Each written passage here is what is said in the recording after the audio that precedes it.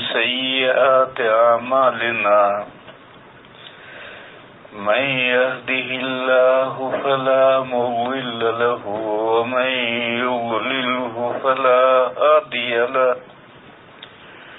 وأشهد أن لا إله إلا الله وحده لا شريك له وأشهد أن سيدنا ومولانا وحبيبنا وشفيعنا محمدا عبده ورسوله أرسله إلى الناس كافة بشيرا ونذيرا وداعيا إلى الله بإذنه وسراجا منيرا صلى الله تعالى عليه وعلى آله وصحبه وبارك وسلم تسليما كثيرا كثيرا وبعد فأعوذ بالله من الشيطان الرجيم بسم الله الرحمن الرحيم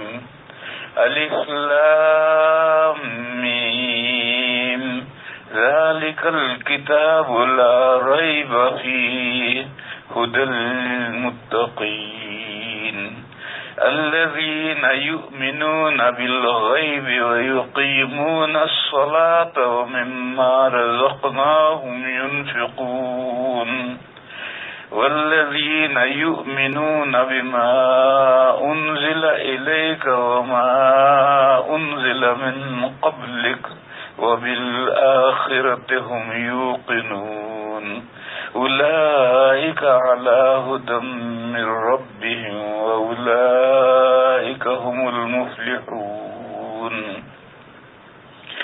صدق اللہ مولانا العظیم۔ بزرگوں اور بھائیوں، سورہ بقرہ کے شروع کی یہ آیات پاک ہیں، ان کی تفسیر بیان ہو رہی ہے۔ آج پہلی بات تو یہ بیان کرنی ہے کہ سورہ فاتحہ میں جو 3 مسئلے تھے، وہی 3 مسئلے پھر دوبارہ بیان کیے جا رہے ہیں، توحید، رسالت اور آخرت، اور اسی ترتیب سے آئیں گے۔ پہلے توحید آئے گی، پھر آخرت آئے گی، پھر رسالت آئے گی، پھر آخرت آئے گی۔ فاتحہ میں جو ترتیب بدلی تھی وہ ایک مصلحت سے تھی، وہ عارضی بات تھی۔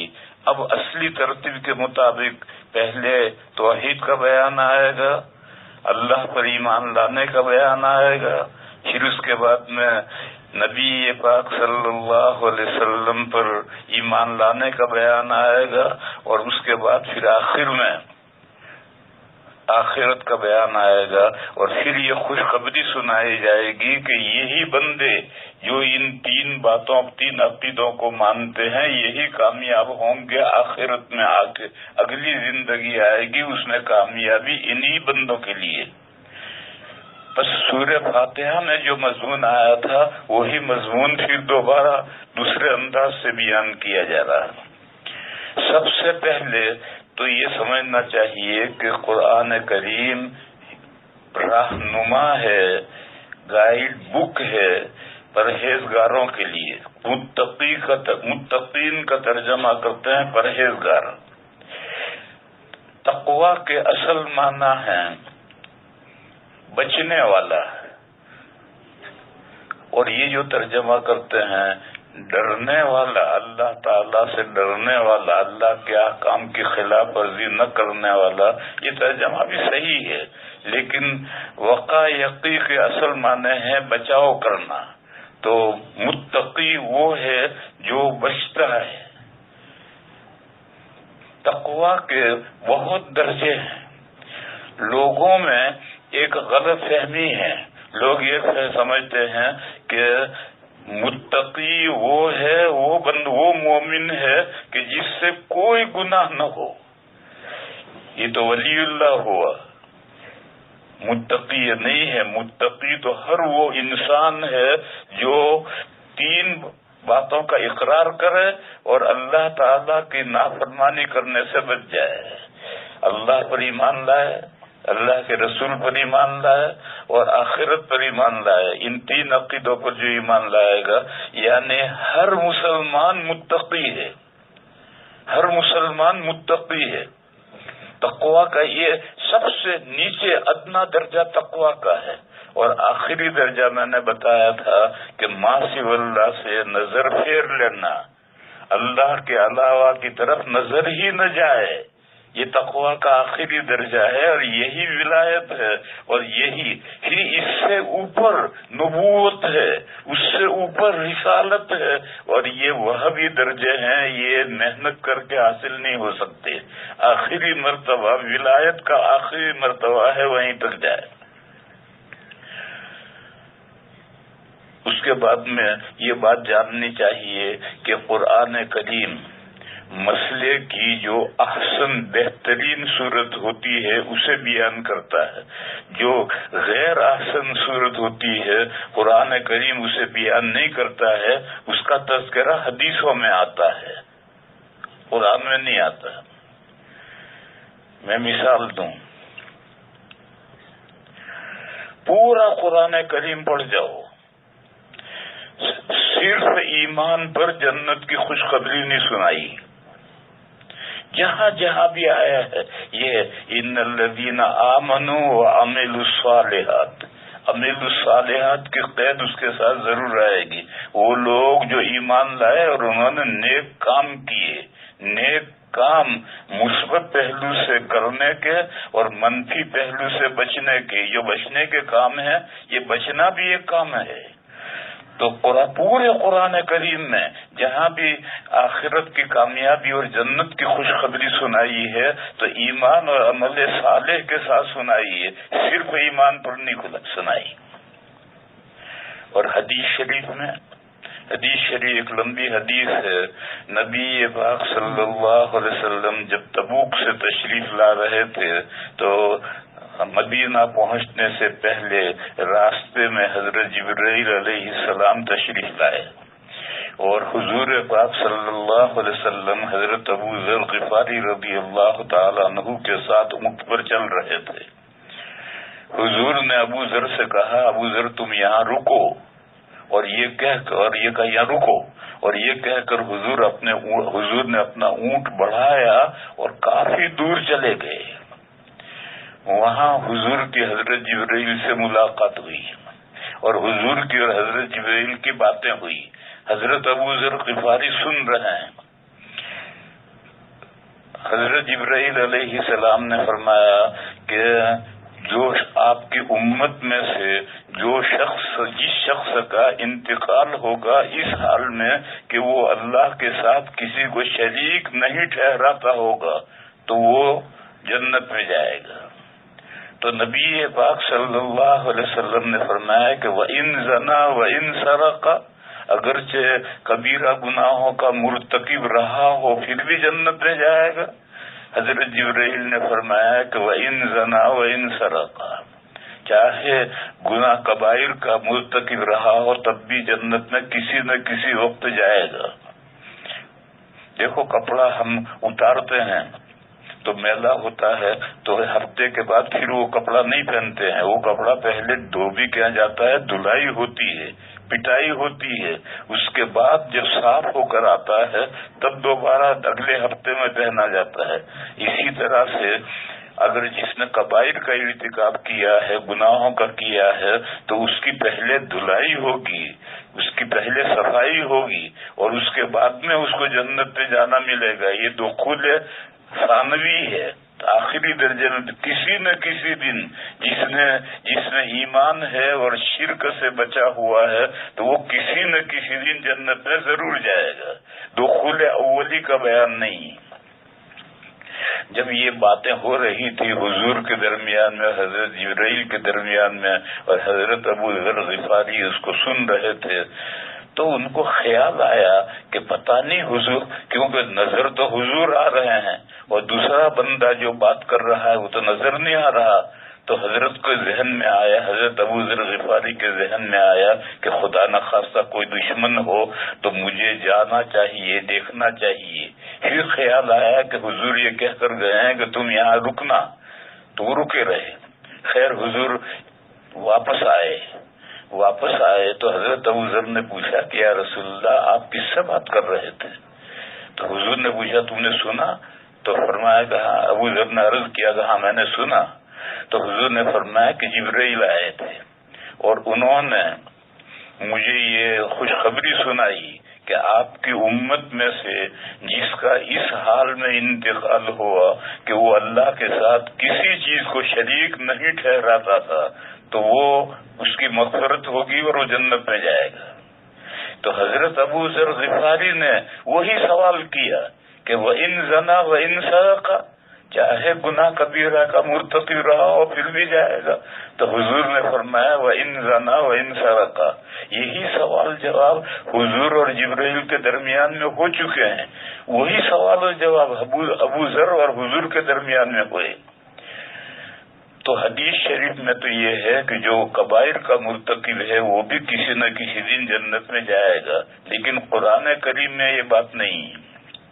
قرآن کریم میں ہر جگہ پر یہ ہے ان الذین آمنوا وعملوا الصالحات، جو لوگ ایمان لائے اور انہوں نے نیک کام کیے وہ جنت میں جائیں گے اور جنت کی نعمتوں سے فائدہ اٹھائیں گے۔ بہرحال یہ مثال ہے یہ سمجھنے کے لیے کہ قرآن کریم مسئلے کی جو احسن بہترین صورت ہے وہی بیان کرتا ہے، دوسری صورت بیان نہیں کرتا۔ ایک مثال میں اور دوں تاکہ یہ بات آپ حضرات کی سمجھ میں یہ آئے۔ دیکھو طلاق فیملی لائف میں ضروری ہے۔ کبھی کبھی ایسا ہوتا ہے کہ میاں بیوی کے درمیان میں نباہ نہیں ہوتا، ہر چند کوشش کرتے ہیں مگر نباہ کی کوئی صورت نہیں ہوتی ہے، فیملی لائف میں آگ لگ جاتی ہے۔ بس ایسی صورت میں اگر ایمرجنسی ایگزٹ نہیں ہوگی تو میاں بیوی دونوں گھر میں جل مریں گے، زندگی بھر جلتے رہیں گے، مرتے رہیں گے۔ اس لیے شریعت نے ایمرجنسی ایگزٹ رکھی ہے اور وہ ایمرجنسی ایگزٹ طلاق ہے۔ اور ایمرجنسی ایگزٹ اس جانب رکھی جاتی ہے جدھر فلاٹ زمین ہو۔ اگر سامنے دیوار ہو ادھر ایمرجنسی ایگزٹ رکھیں گے تو بھاگیں گے تو نکل کر دیوار سے ٹکرائیں گے، باہر کھڈا اور گڑھا ہے تو بھاگ کر نکلیں گے تو کھڈے اور گریں گے۔ ایمرجنسی ایگزٹ ہر جگہ ہر طرف نہیں رکھی جا سکتی، ایسی جگہ پر رکھی جاتی ہے جہاں کھلا میدان ہو، دور تک بھاگ سکیں، ایسی جگہ پر۔ اس لیے یہ طلاق ایمرجنسی ایگزٹ ہے اور یہ اس کا اختیار مرد کو دیا ہے، عورت کو نہیں دیا۔ کیوں ایمرجنسی ایگزٹ ہر جگہ نہیں، ہر طرف نہیں رکھی جاتی ہے، مناسب جگہ کی طرف ہی رکھی جاتی ہے۔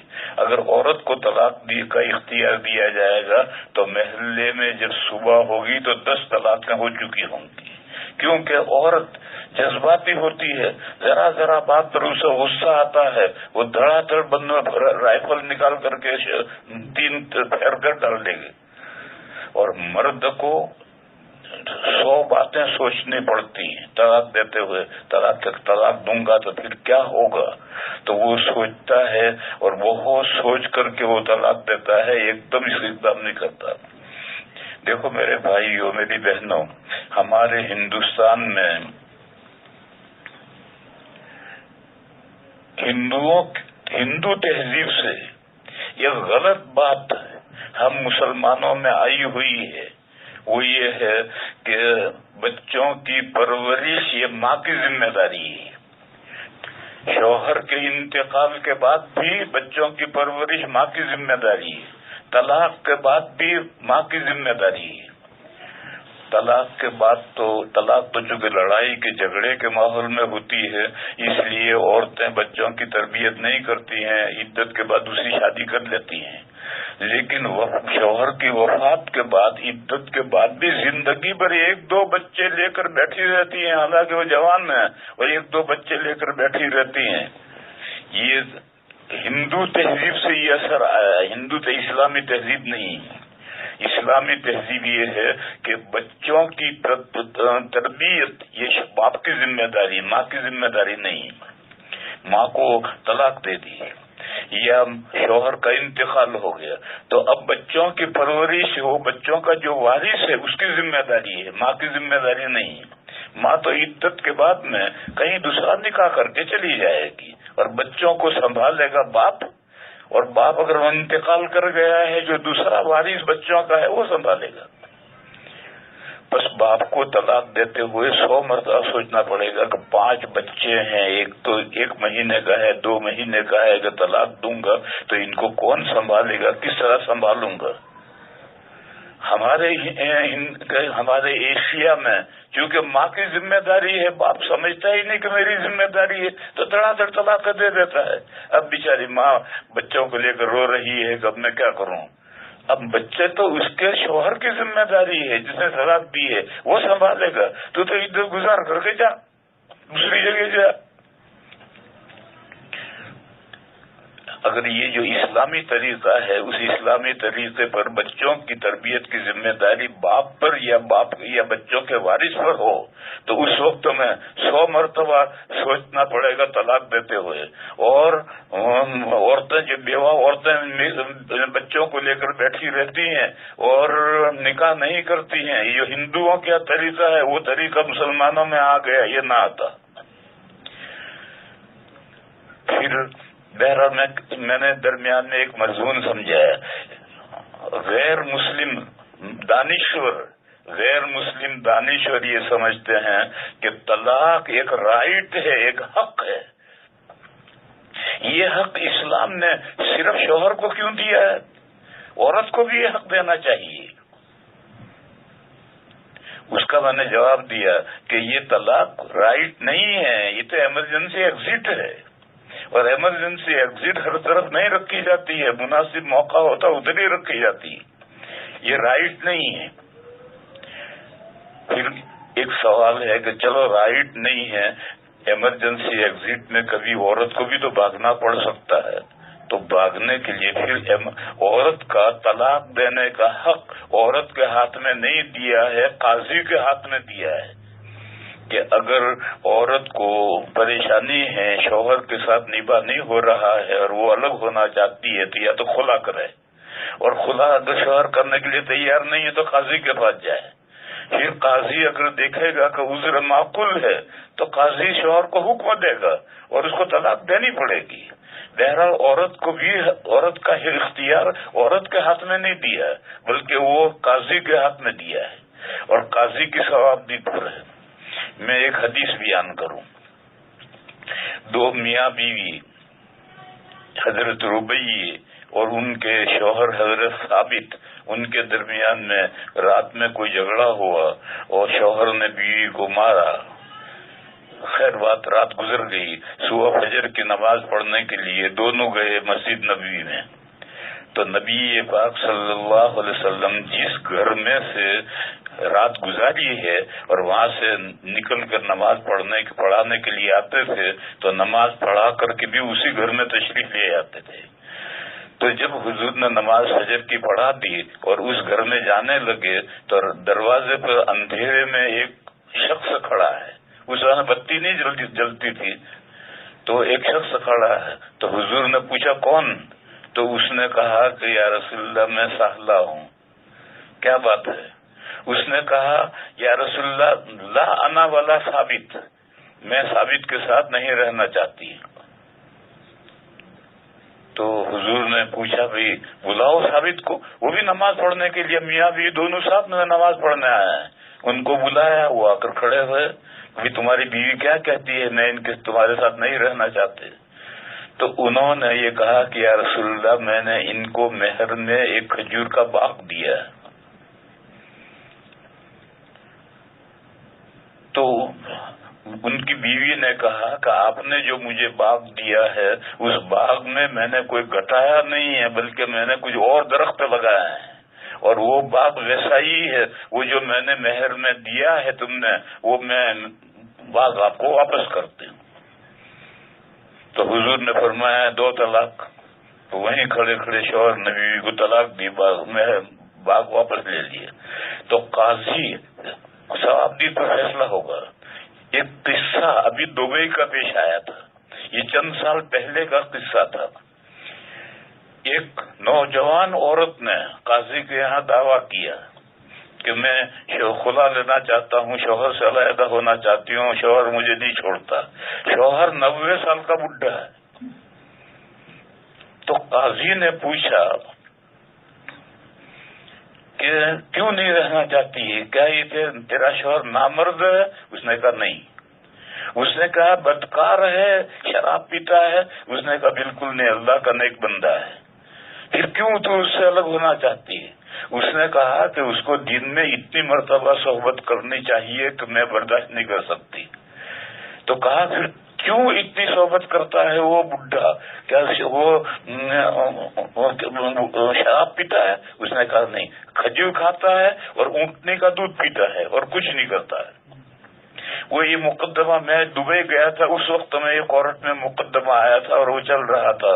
پھر مجھے معلوم نہیں کہ اس مقدمے میں کیا فیصلہ ہوا. قاضی نے اس کو الگ کر دیا، خلا کروا دیا، کیا نہیں. بہرحال کہنا مجھے بتانا یہ ہے کہ عورت کا علیحدہ عورت ہونا چاہتی ہے تو اس کا حق اس کے ہاتھ میں نہیں دیا گیا ہے بلکہ قاضی کے ہاتھ میں دیا گیا ہے. قاضی کے پاس جاؤ، قاضی مرد ہے، وہ سوچے گا کہ صورت حال میں جدائی ہونی چاہیے نہیں ہونی چاہیے. یہاں فی الحال تو میں یہ سمجھا رہا ہوں کہ یہ جو دانشور کہتے ہیں کہ طلاق ایک رائٹ ہے اور اسلام نے یہ رائٹ صرف شوہر کو دیا ہے، عورت کو نہیں دیا، یہ ناانصافی ہے. اس کا میں جواب دیتا ہوں کہ رائٹ نہیں ہے، یہ تو ایمرجنسی ایگزٹ ہے. اور ایمرجنسی ایگزٹ جہاں مناسب موقع ہوتا ہے ادھر ہی رکھی جاتی ہے اور دوسرا ہر طرف نہیں رکھی جاتی.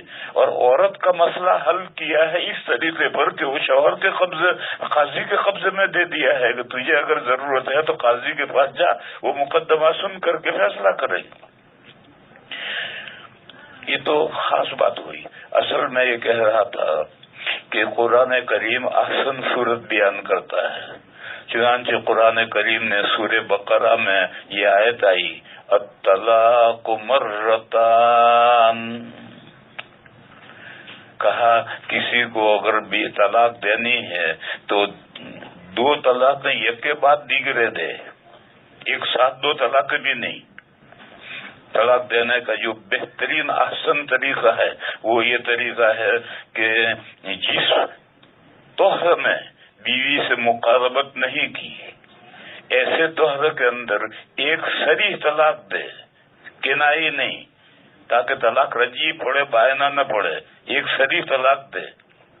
پھر اس کے بعد میں وہ طہر 15-20 دن کا طہر گزرنے دے، پھر منتھلی پیریڈ آئے گا، ماہواری گزرنے دے، پھر اگلا طہر اگر ضرورت پڑے تو پھر بغیر صحبت کیے دوسری طلاق رجعی دے. یہ 2 طلاق دی، بس 2 طلاق دینی ہے، یوز کرنی ہے، تیسری طلاق دینی ہی نہیں. پھر کیا ہوگا؟ 2 طلاق کے بعد دونوں طلاق رجعی دی، پھر کیا ہوگا؟ کہا طلاق مرتان فامساک بمعروف او تسریح باحسان.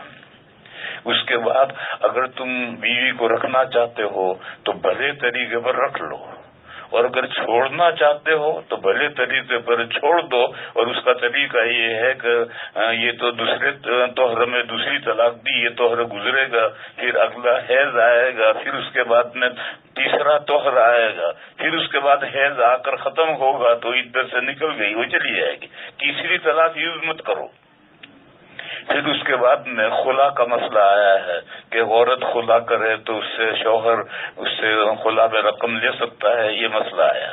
پھر اس کے بعد ایک آیت آئی فَإِن طَلَّقَهَا فَلَا تَحِلُّ لَهُ حَتَّى تَنكِحَ زَوْجًا غَيْرَهُ. اس آیت کریمہ میں یہ مضمون ہے کہ اگر 2 طلاق کے بعد اور شوہر نے بیوی کو تیسری طلاق دی تو اب وہ عورت مغلظہ ہو جائے گی اور اس کے لیے حلال نہیں رہے گی یہاں تک کہ وہ کسی دوسرے شوہر سے نکاح کرے، وہاں تک وہ حلال نہیں رہے گی. یہ تیسری طلاق کی سزا بیان کی. تیسری طلاق جائز ہے، تیسری طلاق دو، نہیں، یہ نہیں بیان کی ہے، بلکہ تیسری طلاق کی سزا بیان کی ہے کہ اگر تیسری طلاق تم دو گے تو بیوی مغلظہ ہو جائے گی، اور وہ اس وقت تک شوہر کے لیے حلال نہیں ہوگی جب تک وہ کسی اور گناہ سے اور نکاح نہ کرے۔ لوگ اس کو یہ سمجھتے ہیں کہ تیسری طلاق کا بیان ہے، تیسری طلاق کا بیان نہیں ہے، تو تیسری طلاق کے ساتھ آر ملائیے کہ تیسری طلاق دو گے تو یہ آر کی بات تمہیں کرنی پڑے گی۔ دیکھو میں اس کی مثال دوں، سورہ نور کے شروع میں زانی مرد اور عورت کنوارے ان کی سزا 100 کوڑے ہے۔ جب ان کو 100 کوڑے مارے جائیں تو تنہائی میں نہ مارے جائیں، بلکہ یہ کہا کہ وَلْيَشْهَدْ عَذَابَهُمَا طَائِفَةٌ مِّنَ الْمُؤْمِنِينَ، مسلمانوں کی ایک جماعت اس موقع پر جب کوڑے مارے جا رہے ہیں تو موجود رہنی چاہیے۔ حضرت شاہ ولی اللہ صاحب علیہ الرحمٰن نے حجت اللہ میں لکھا ہے کہ یہ آر ملایا، ایک تو ہے تنہائی میں کتنا بھی پیٹ لو تو کوئی بات نہیں، اور ایک لوگوں کے بیچ میں پٹائی ہو رہی ہے، یہ آر ملایا ہے۔ تو وَلْيَشْهَدْ عَذَابَهُمَا طَائِفَةٌ مِّنَ الْمُؤْمِنِينَ کہ جب کوڑے مارے جا رہے ہوں تو مسلمانوں کی ایک جماعت اس وقت میں موجود ہو۔ بہرحال بعض جگہ پر اللہ تعالیٰ نے سزا کے طور پر کچھ آر کی باتیں ملائی ہے، تو یہ تیسری طلاق دی ہے تو تیسری طلاق کے موقع پر یہ آر کی بات ملائی کہ اگر تیسری طلاق دو کہ فَإِن طَلَّقَهَا فَلَا تَحِلُّ لَهُ حَتَّى تَنكِحَ زَوْجًا غَيْرَهُ، اگر تیسری طلاق اس کو دے دی تو پھر وہ عورت اس کے لیے مغلظہ ہو جائے گی، حلال نہیں رہے گی، اور کب حلال ہوگی؟ جب وہ کسی دوسرے شوہر سے نکاح کرے اور دوسرا شوہر اس کے ساتھ صحبت بھی کرے۔ تو آدمی کی اپنی بیوی دوسرے شوہر کے پاس جا رہی ہے اور دوسرا شوہر اس سے صحبت بھی کر رہا ہے، یہ آر کی بات ہے۔ تو یہ کہا کہ تیسری طلاق دو گے تو آر کی بات یہ ملائے گی۔ یہاں کوئی یہ خیال کر سکتا ہے کہ پھر تو اس کا مطلب یہ ہوا کہ تیسری طلاق دینے کے بعد میں مغلظہ ہو گئی اور جب تک حلال نہ ہو تو دوبارہ شوہر کی طرف نہیں لوٹ سکتی۔ یعنی آج کل ایک مسئلہ ہے، لوگ اندھا دھند 3 طلاقیں دے ڈالتے ہیں، پھر جب ان سے کہا جاتا ہے کہ یہ مغلظہ ہو گئی، حلالہ ضروری ہے، تو وہ حلالے کا لفظ سن کر سنتے ہیں حلالہ یعنی کرایہ کا بکرا لاؤ۔ یہ اسی لیے غیر مقلدین کہتے ہیں کہ 3 طلاقیں ایک ساتھ دینے سے ایک ہی طلاق ہوتی ہے، 3 طلاقیں ہوتی ہی نہیں۔ یہ پوری صحابہ کے اجماع کے خلاف ان کا قول ہے، کیونکہ وہ تو حدیث مانتے، سنت نہیں مانتے اور اجماع امت کو بھی نہیں مانتے، صحابہ کا اجماع بھی نہیں مانتے، خلفائے راشدین کے زمانے میں جو باتیں طے ہوئی وہ بھی نہیں مانتے۔ وہ کہتے ہیں کوئی طلاق ہوئی نہیں، یا کہتے ہیں ایک طلاق ہوئی۔ یہ جو کیوں کہتے ہیں؟ وہ کہتے ہیں وہ حلالہ تو لعنت کا سبب ہے، اس کو حلالہ کا ذکر کیا؟ تو جو لوگ یہ کہتے ہیں وہ غلط کہتے ہیں۔ اس کے بعد کی آیت پڑھو، یہ آیت فَإِن طَلَّقَهَا فَلَا تَحِلُّ لَهُ حَتَّى تَنكِحَ زَوْجًا غَيْرَهُ فَإِن طَلَّقَهَا فَلَا جُنَاحَ عَلَيْهِمَا أَن يَتَرَاجَعَا إِن ظَنَّا أَن يُقِيمَا حُدُودَ اللَّهِ۔ اس کے بعد کی آیت یہ ہے کہ اگر وہ دوسرا شوہر جس سے نکاح کیا اس نے صحبت کرنے کے بعد میں طلاق دے دی، تو اب یہ پہلا شوہر اس بیوی سے نکاح کر سکتا ہے بشرطے کہ وہ دونوں کا یہ خیال ہو کہ ہم اللہ کی شریعت کے مطابق زندگی گزاریں گے۔ فَإِن طَلَّقَهَا فَلَا جُنَاحَ عَلَيْهِمَا أَن يَتَرَاجَعَا إِن ظَنَّا أَن يُقِيمَا حُدُودَ اللَّهِ۔ بہرحال قرآن نے یہ کہا کہ اگر شوہر نے بیوی کو تیسری طلاق دی تو یہ آر کی بات تمہارے سامنے آئے گی کہ وہ عورت اب تمہارے لیے مغلظہ ہو گئی اور تمہارے لیے وہ حلال نہیں رہے گی تاکہ وہ کسی دوسرے شوہر سے نکاح کرے۔ نکاح نام ہے مسجد میں ایجاب و قبول کا، تو صرف مسجد میں ایجاب و قبول سے وہ عورت اگر دوسرا شوہر طلاق دے تو پہلے شوہر کے لیے صرف نکاح سے ایجاب و قبول سے حلال نہیں ہوگی، بلکہ مقاربت بھی، صحبت بھی ضروری ہے۔ یہ تو قرآن میں نہیں ہے، یہ کہاں سے آیا؟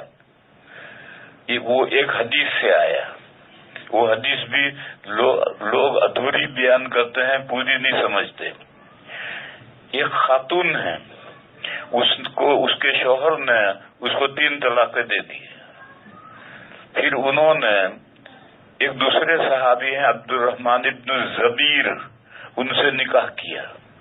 ان سے وہ شوہر، دوسرا شوہر پسند نہیں آیا۔ پہلے شوہر سے دل لگا ہوا تھا، تعلقات تھے، تو وہ پہلے شوہر کی طرف لوٹنا چاہتی ہیں، مگر اب دوسرا نکاح ہونے کے بعد یہ دوسرا شوہر تو چھوڑتا نہیں ہے، تو کیسے جائیں؟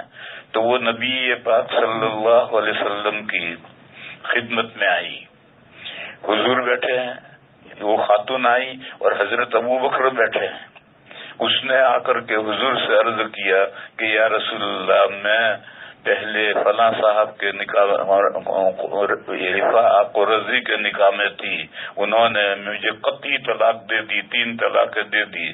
پھر میں نے نکاح کیا عبد الرحمن ابن زبیر سے، اور یا رسول اللہ اس کے پاس ایسا ہے، اور یہ کہتے ہوئے اس نے اپنے اوڑھنے کا پھندنا پکڑ کر کے ہلایا اور ہلا کر کہا کہ اس کے پاس ایسا ہے، یعنی وہ نامرد ہے۔ جب یہ کہہ رہی تھی تو ابو بکر تو اندر بیٹھے ہیں، باہر دروازے پر خالد ابن سعید کھڑے تھے، وہ سن رہے ہیں۔ انہوں نے پکار کر کہا ابو بکر، یہ بدتمیز عورت کیا بک رہی حضور کے سامنے؟ یہ تو یہاں قصہ پیش آیا ہے۔ ادھر اس کے شوہر کو پتا چلا کہ میری بیوی حضور کے پاس میری شکایت لے کر گئی ہے، تو وہ اپنے 2 لڑکے لے کر کے، جو پہلی بیوی سے تھے، وہ 2 لڑکے لے کر آئے، اور وہ دونوں لڑکے باپ کے ساتھ ایسے مشابہ تھے جیسے کوا کوے کے مشابہ ہوتا ہے۔ وہ 2 لڑکے لے کر آیا اور آ کر کے حضور سے کہا کہ یا رسول اللہ، یہ غلط کہتی ہے، میری شکایت غلط کہتی ہے، دیکھو میں تو مرد ہوں اور میرے یہ 2 لڑکے ہیں، دیکھیے، اور میرے مشابہ ہیں۔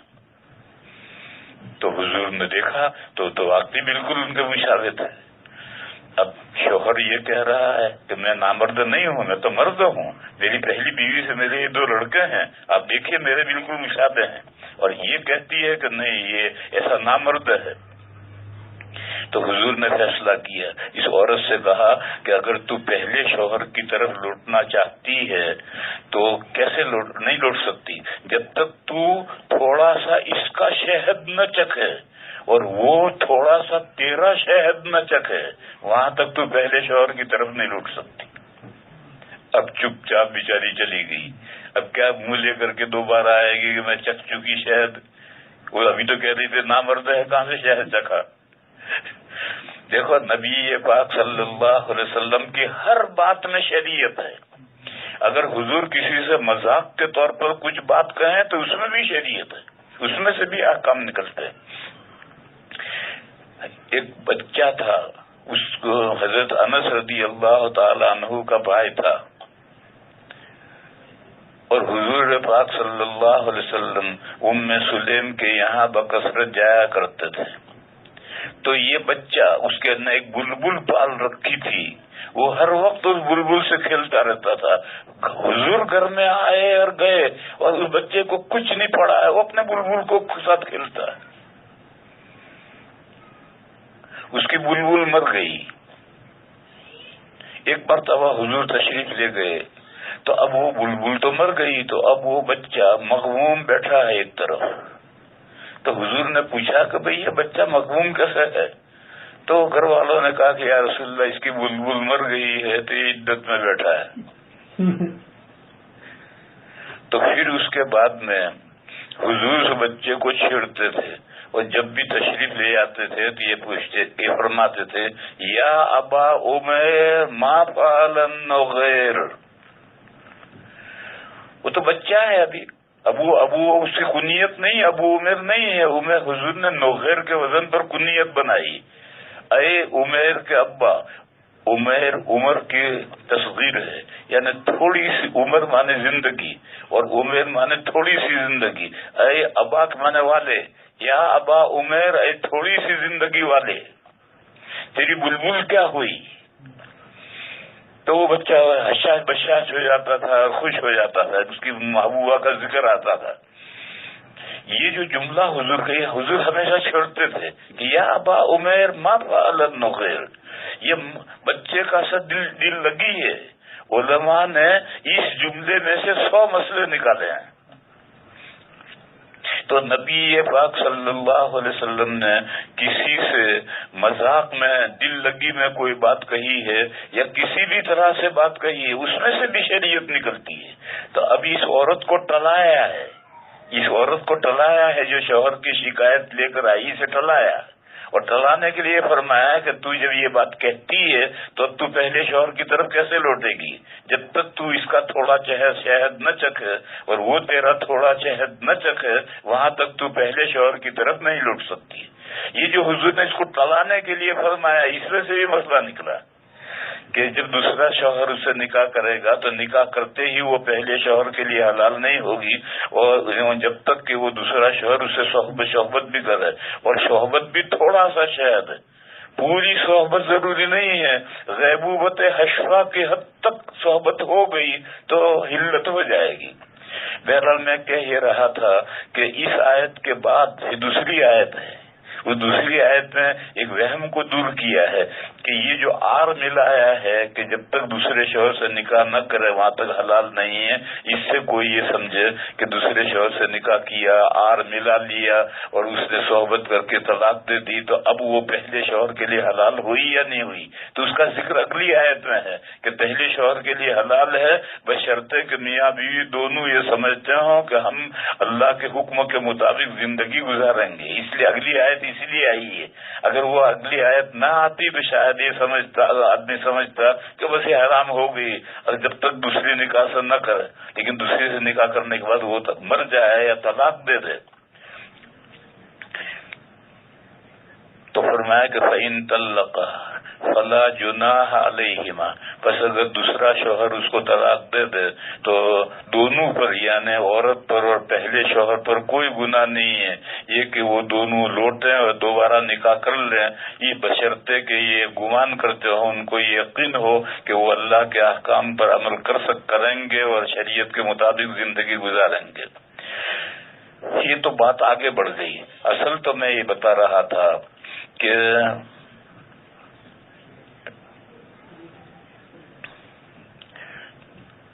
قرآن کریم احسن صورت بیان کرتا ہے. احسن صورت کیا ہے؟ 2 طلاق دو اور رجعی، اور وہ بھی ایک ساتھ نہیں. ایک طہر ہے جس میں صحبت نہیں کی، پھر دوسری طلاق اگلے طہر ہے جس میں صحبت نہیں کی. 2 طہروں کے اندر 2 طلاقیں دو بس. پھر اس کے بعد مت کوئی طلاق یوز مت کرو.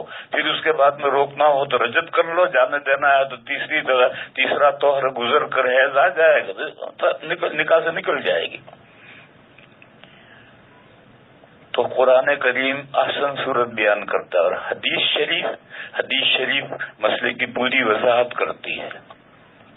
اچھا، یہ جو نامناسب صورت ہے اگر قرآن اسے بیان کرے تو اس نامناسب صورت کو اعتباریت مل جائے گی کہ اللہ نے مجھے بیان کیا ہے، اس کو اعتباریت مل جائے گی. اس لیے اللہ پاک اس کو گھاسی نہیں ڈالتے، اس کو بیان ہی نہیں کرتے، وہ اللہ کا رسول بیان کرتا ہے.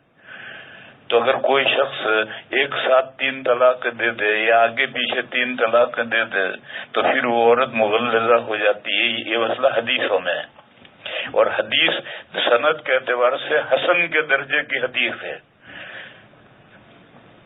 اور حدیث حضرت حسن کی ہے، جو صاحبزادے ہیں، نواسے ہیں، حضرت علی کے بڑے لڑکے ہیں حضرت حسن رضی اللہ تعالی عنہ، ان کی حدیث ہے اور سند اس کی حسن ہے. حضرت حسن نے ایک عورت کو 3 طلاقیں دے دی تو عورت عدت میں بیٹھ گئی. مہر تو دے دیا ہے، لیکن جب عدت پوری ہوگی، اور عدت عورت کو طلاق کی عدت گزارنی شوہر کے یہاں، آج کل ہمارے ایشیا میں طلاق ہوئی تو عورت دوپٹہ اٹھا کر بستر اٹھا کر کے اپنے میکے چلی گئی. اس کو قرآن کریم نے فاحشہ مبینہ کہا ہے. یہ تو کھلی بے حیائی ہے. عدت عورت کو گزارنی شوہر کے یہاں، چاہے ایک طلاق ہو، 2 ہوں، 3 ہوں، رجعی ہوں، مغلظہ ہوں، ہر صورت میں عورت کو عدت شوہر کے یہاں گزارنی ہے. شوہر کے یہاں عدت گزارے گی. اگر مکان بڑا ہے تو عورت ایک طرف رہے گی، شوہر اسی گھر میں کہیں دوسری طرف رہے گا. اور اگر مکان، پھر اس میں بھی کوئی گھر میں بوڑھی عورت ہونی چاہیے جو دونوں کے درمیان میں آڑ بنی رہے. اگر طلاق مغلظہ ہے تو بیچ میں آڑ بننے، رجعی ہے تو کوئی آڑ بننے کی ضرورت نہیں ہے، لیکن مغلظہ ہے تو کوئی بوڑھی عورت آڑ بننی چاہیے. اور اگر مکان چھوٹا ہے تو پھر مرد کہیں اور جا کر رہے گا. عدت کے زمانے میں مرد کہیں ہوٹل میں رہے گا، مسجد میں رہے گا. گھر میں عورت عدت گزارے گی. عورت کو عدت شوہر کے گھر میں ہی گزارنی. میں اس سلسلے میں ایک واقعہ سناؤں. میں رامدیر میں پہلے پڑھاتا تھا. وہاں ایک بڑے حضرت تھے، بڑے نیک آدمی تھے، حضرت مولانا اجمیری قدس سرہ. انہوں کا ایک نکاح، مولانا بہاری صاحب یہ تھے، ان کی لڑکی سے ان کا نکاح ہوا اور ایک لڑکی ہوئی. وہ بڑی ہوئی تھی. اور پھر وہ میرے ایک ساتھی تھے مولوی شبیر بلساڑ کے، ان کے نکاح میں گئی تھی. ان کے اولاد بھی اب بھی راندیر میں ہے. وہ ایک لڑکی ہو گئی مگر میاں بیوی میں موافقت نہیں ہوئی. اچھا، یہ بھی پردیسی تھے. مولانا اجمیری صاحب بھی وہاں تو وطنی نہیں تھے، پردیسی تھے. اور جو خسر تھے مولانا بہاری صاحب، وہ بھی پردیسی تھے. وہ راندیر میں نہیں رہتے تھے، کسی اور گاؤں میں رہتے تھے.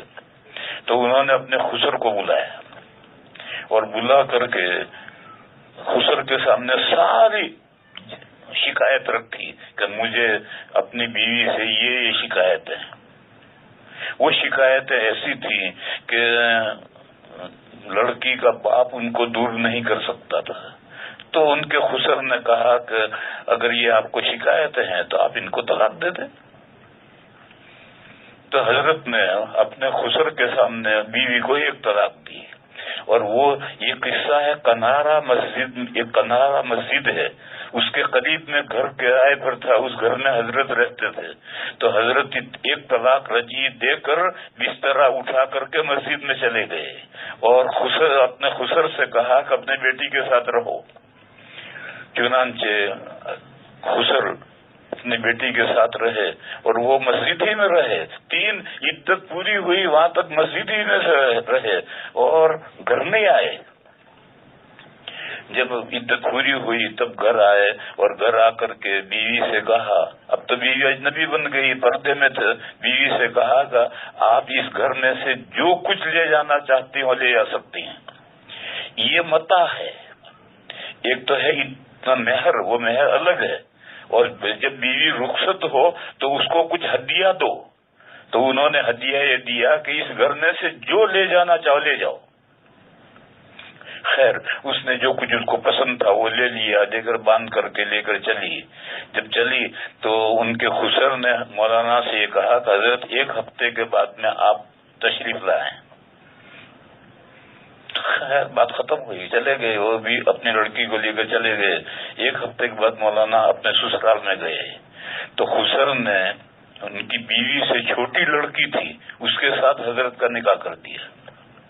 اور وہ حضرت کے پاس آخر تک رہی اور ابھی چند دن ہوئے ان کا انتقال ہوا. اور اس وقت جو اشرفیہ کے شیخ الحدیث ہیں قاری رشید احمد صاحب، وہ ان کے پیٹ سے ہیں. تو بہرحال کہنا یہ ہے کہ اگر شوہر گھر چھوٹا ہے، شوہر اس گھر میں نہیں رہ سکتا تو شاید شوہر کہیں اور رہے گا، مسجد میں رہے گا، ہوٹل میں رہے گا، کہیں بھی رہے گا. عدت عورت شوہر کے گھر میں گزارے گی. اور یہ جو ہمارے یہاں عورت فوراً میکے چلی جاتی ہے، اس کو قرآن کریم نے فاحشہ مبینہ کہا، یہ سری بے حیائی کا کام کہا. بہرحال میں کہہ یہ رہا تھا کہ حضرت حسن رضی اللہ تعالی عنہ نے طلاق دی. اب بیوی عدت تو حضرت حسن کے یہاں گزار رہی. گھر چھوٹا نہیں، حضرت حسن اپنے گھر میں کہیں اور رہتے ہوں گے، یہ بیوی عدت میں کہیں اور گزار رہی. جب اس کی عدت پوری ہوئی تو حضرت حسن نے 1,00,000 درہم متاع کے طور پر بھیجا. 1,00,000 معمولی رقم نہیں. آج کا 1,00,000 نہیں، آج تو بچوں کے پاس بھی 1,00,000 ہوتے ہیں. اس زمانے میں لکھ پتی جب محاورہ تھا، اس زمانے کا لاکھ ہیں. کسی کے پاس میں، مارواڑی کے پاس ₹1,00,000 ہوتے تھے، ہر ایک کے پاس نہیں ہوتے تھے. تو 1,00,000 درہم ہدیہ بھیجا. جب وہ ہدیہ پہنچا تو اس عورت نے کہا متاع قلیل من حبیب مفارق، میرا محبوب جس نے مجھے جدا کر دیا اس نے یہ چند کوڑیاں بھیجی. متاع قلیل من حبیب مفارق، وہ محبوب جس نے مجھے جدا کر دیا اس نے یہ چند کوڑیاں میرے پاس بھیجی ہیں. اس کا یہ کتنا محبت بھرا جملہ ہے. یہ جملہ حضرت حسن کو پہنچا کہ جب یہ پیسے پہنچے تو جو پیسے لے کر گیا ہوگا اس کے سامنے کہا. تو حضرت حسن نے کہا کہ میں نے اپنے نانا سے ایک حدیث سنی، اگر وہ حدیث نہ ہوتی، میرے نانا نے یہ فرمایا ہے کہ اگر کسی شخص نے عورت کو 3 طلاق دیتی ہیں تو وہ عورت ہمیشہ کے لیے مغلہ ہو جاتی ہے، حرام ہو جاتی ہے. یہ حدیث میں نے اپنے نانا سے نہ سنی ہوتی تو میں اس بیوی کو نکاح میں واپس لے لیتا. یہ حدیث ہے اور سند اس کی حسن ہے. اور میرے رسالے ہیں، محفوظات کے رسالے ہیں، اس کے 3 حصے کے اندر میں نے یہ حدیث حوالے کے ساتھ لکھی ہے. حضرت نے فرمایا کہ میں نے اپنے نانا سے حدیث سنی ہے کہ جس نے ایک ساتھ بیوی کو 3 طلاق دی وہ بیوی اس کے لیے ہمیشہ کے لیے حرام ہو جاتی ہے. اگر یہ حدیث حضور کے میرے نانا کی نہ ہوتی تو میں اس بیوی کو نکاح میں واپس لے لیتا ہے، مگر اس حدیث کی وجہ سے اب میں نہیں لے سکتا. بہرحال میں کہہ رہا تھا کہ حدیثوں کے اندر تو تمام ہر قسم کے مسئلے ہیں، لیکن قرآن کریم میں صرف احسن شکلیں ہیں وہی ہوتی ہیں. لہذا اب یہاں آؤ، فرمایا ہدی للمتقین، یہ قرآن کریم متقیوں کے لیے ہدایت ہے. متقی کون سا؟ ایک تو ادنا درجے کا متقی جو کفر و شرک سے بچ گیا، جس نے لا الہ الا اللہ محمد الرسول اللہ پڑھ لیا، جس نے اللہ کی توحید کا اقرار کر لیا، اللہ کے رسول کی رسالت کو مان لیا، آخرت کو مان لیا. ایک تو ادنا درجہ ہے، یہ متقی سے مراد ہے، یا یہ اعلیٰ درجہ جو متقی کا ہے، جو ولی کا ولایت کا درجہ ہے، یہ درجہ مراد ہے. کون سا درجہ مراد ہے؟ اور بیچ میں بہت سارے درجے ہیں. تو قرآن کریم نے آگے جو مضمون بیان کیا الذین یؤمنون بالغیب، اس میں بتلایا کہ یہاں متقی سے مڈل کلاس کا متقی مراد ہے. یہ بالکل ادنا درجے کا مراد نہیں ہے، اعلیٰ درجے کا بھی مراد نہیں ہے، مڈل کلاس کا ہے. مڈل کلاس کا کون ہے؟ وہ ہے جو غیب پر ایمان رکھتا ہے، اور سب سے بڑا غیب ہے اللہ تعالیٰ، غیب الغیب اللہ تعالیٰ کو مانتا ہے، اور اللہ تعالیٰ کے علاوہ اس دنیا سے پرے جو کچھ غیب ہے ان سب کو مانتا ہے، اور اس کے ساتھ نماز قائم کرتا ہے، جو اللہ نے روزی دی ہے اس میں سے خرچ کرتا ہے، اور جو وحی حضور پر آئی ہے اس کو بھی مانتا ہے، حضور سے پہلے جو وحی آئی ہے اسے بھی مانتا ہے، اور آخرت کو بھی مانتا ہے. وہ تینوں عقیدے آ گئے. ایمان بالغیب یعنی اس میں سب کچھ آ گیا، اور اب اس کے ساتھ اعمال آئے. صرف ایمان پر خوشخبری آگے مفلحون کی خوشخبری آئے گی، صرف ایمان پر خوشخبری نہیں سنائی. تو اس لیے یہ کہا کہ نماز پڑھتا ہے اور جو روزی ہم نے دی اس میں سے خرچ کرتا ہے.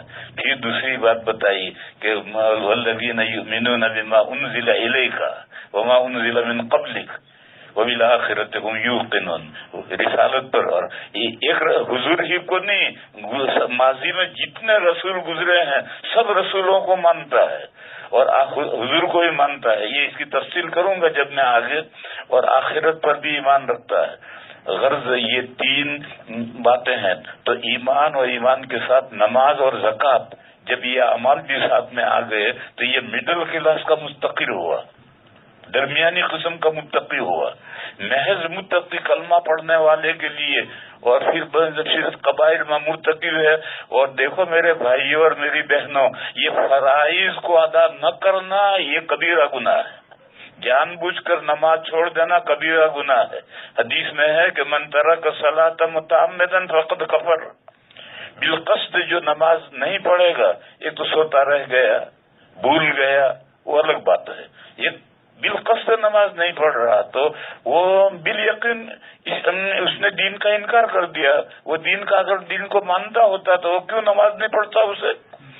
اسی طرح سے جو شخص زکوٰۃ نہیں دیتا ہے، اور جو شخص حج نہیں کرتا ہے، جو شخص روزہ نہیں رکھتا ہے، یہ سب فرائض کا جو انکار کرتا ہے، یہ ان کا ترک کرنا یہ کبیرہ گناہ ہے. تو کبائر صرف وہ نہیں کہ زنا چوری کبیرہ گناہ ہے، نہیں، یہ فرائض کا ترک یہ بھی کبیرہ گناہ ہے. تو قرآن نے اس کے ساتھ کہا کہ نماز کا اہتمام کرتا ہے اور ہماری دی ہوئی روزی میں سے خرچ کرتا ہے، زکوٰۃ دیتا ہے. یہ آدھا مضمون ہے. اور دوسرا آدھا کیا ہے کہ کبائر سے بچتا ہے. 7 کبیرہ گناہ ہیں جو ہلاک کرنے والے ہیں. وہ 7 کبیرہ گناہ کیا ہیں جو ہلاک کرنے والے ہیں وہ کل بتاؤں گا میں، اب وقت ختم ہونے والا ہے. 7 کبیرہ گناہ ہے. حدیث شریف میں اتقوا السبع الموبقات، 7 ہلاک کرنے والے گناہوں سے بچو. تو یہ 7 ہلاک کرنے والے گناہوں سے بچنا، اور یہ نماز اور زکوٰۃ اور روزہ اور حج بھی اسی میں آ گئے. یہ سب جو کرے گا اور پھر ایمان کے ساتھ یہ اعمال صالحہ بھی ہوں گے تو یہ مڈل کلاس کا متقی ہے. حضرت شاہ ولی اللہ صاحب علیہ الرحمٰن نے حجت اللہ میں یہ مضمون لکھا ہے کہ آخرت میں نجات اولی کے لیے ایمان صحیح ضروری ہے. ایمان صحیح کیا ہے؟ آج کل مسلمانوں میں 72 فرقے ہیں جو گمراہ ہیں. ان کے جو تصورات اور عقائد ہیں ان عقائد پر ایمان ہے، وہ ایمان صحیح نہیں ہے. اہل السنہ والجماعہ کے جو عقائد ہیں ان عقائد پر جو ہے وہی صحیح ایمان ہے. تو جس میں صحیح ایمان ہے اور ارکان 4 فرائض پر مضبوطی سے عمل ہے اور گناہوں سے کبائر سے بچا ہوا ہے تو وہ مرتے ہی جنت میں جائے گا، اس کو نجات اولی حاصل ہوگی. اور اگر فرائض ارکان 4 میں گڑبڑ ہے یا وہاں کبائر کا مرتکب ہے تو اس کی بہرحال دھلائی ہوگی، اس کو عذاب سے گزرنا پڑے گا، پھر اللہ تعالیٰ کے فضل سے بخشش ہو کر وہ کسی نہ کسی دن جائے گا جنت میں. تو میں یہ کہہ رہا تھا کہ ہدی للمتقین، یہاں متقین سے مراد مڈل کلاس کا متقی ہے. ادنا درجے کا بھی نہیں ہے، اعلیٰ درجے کا بھی نہیں ہے، یہ مڈل کلاس کا ہے. آگے الذین سے جو آگے مضمون آ رہا ہے وہ مضمون دلیل ہے کہ یہاں مڈل کلاس کا متقی مراد ہے. وہ بھی قرآن کی رہنمائی کا محتاج ہے، قرآن کی رہنمائی کے بغیر وہ کامیاب نہیں ہو سکتا. ایک بات تو میں نے یہ بتائی. دوسری بات میں نے بتائی کہ سورہ فاتحہ میں جو 3 مضمون تھے، 3 مسئلے تھے، وہی 3 مسئلے اب پھر آ رہے ہیں. اور ایسے انداز سے انداز بدلا ہوا ہے کہ آدمی کا تصور بھی نہیں رہتا کہ وہی 3 مسئلے پھر یہاں ہے. لوگ وہاں ہی نہیں سمجھتے کہ فاتحہ میں یہ 3 مسئلے ہیں، وہ وہیں نہیں سمجھتے. اس کو کہاں سے سمجھیں گے کہ وہی 3 مسئلے اب پھر دوبارہ شروع آئے. یہ 3 مسئلے الذین یؤمنون بالغیب سے شروع ہوتے ہیں، وہ اب میں کل بیان کروں گا. آج وقت ختم ہو گیا. وآخر دعوانا الحمدللہ رب العالمین.